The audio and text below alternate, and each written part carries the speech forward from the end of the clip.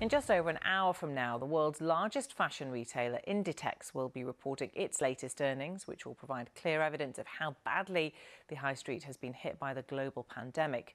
Many of its brands, including Zara, are forced to close around the world due to COVID-19. Joining us now from Wakefield in West Yorkshire is Kate Hardcastle from the Insight with Passion. Welcome to you. Thanks very much for being with us. So what do you think we can expect from these results today? Zara are one of the few organisations that had a very clever appeal. It also had very strong engagement with its operations, making the transaction opportunity for online as well as in-store almost seamless. They use local sourcing too. So if there was an organisation in that middle market fashion arena that was best set up to hit a challenge to meet a challenge like this, I think it's Zara. But they have already stated this has impacted their sales significantly. And what it's also done is created a bit of a level playing field, whereas Zara has very much rescued the high street against a lot of bland brands, a lot of fashion big names that have really become tired over the years and not reinvested. It has actually now moved to a level playing field of online, where those who do want to buy fashion have browsed and found lots of alternatives, lots of independent brands, and perhaps had much more choice available to them. We've just been talking about how shops, non-essential shops, are going to reopen from next week. Do you think consumers will rush back to the likes of Zara and other fashion retailers? I think there'll be a snap back to the likes that we've seen with the IKEAs and McDonald's queues, where people are prepared to get back out there, enjoy the social element. And whilst many workers are furloughed as well, perhaps people have got time on their hands to queue.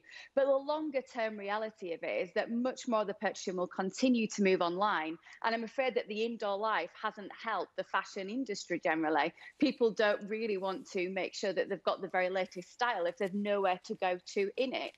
And that's caused a lot of consumers to really reevaluate their wardrobes, where they spend money. And whilst we've seen increases in the leisure industry, hobbies, activities, gym wear, etc., we've just not seen that for fashion generally. And obviously, because people haven't been able to go to the shops for the past 3 months, all of these retailers will have a huge amount of stock in their warehouses. What will happen to that? Different retailers have got different approaches. Zara, we've seen this efficiency where they were literally asking staff members to go back into store, check the stock rooms, the changing rooms, making sure they could fulfill any online opportunity, where again, we've had a lot of retailers much slower to that to adapt. What's been really interesting is how organisations have suggested perhaps they're just going to use it next year. Is that perhaps suggesting their fashion isn't at the cutting edge?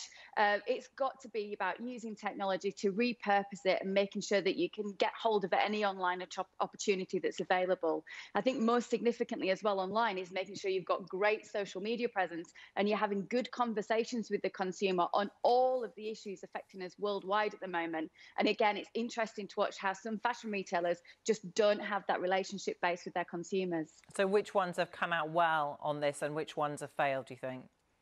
I think Zara is a prime example of absolutely having great integration and operations. But I think a lot of the independent brands, the newer brands, have shown that they've got much more conversation opportunity. They've got much more resilience when it comes to building that. And I think, as we've seen this week, particularly with the Black Lives Matter, quite rightly, a lot of fashion brands reevaluating all of their statements and have taken a moment to reflect on their social media. So it's going to be really interesting times ahead. All right, Kate Hardcastle, good to get your thoughts. Thank you for being with us.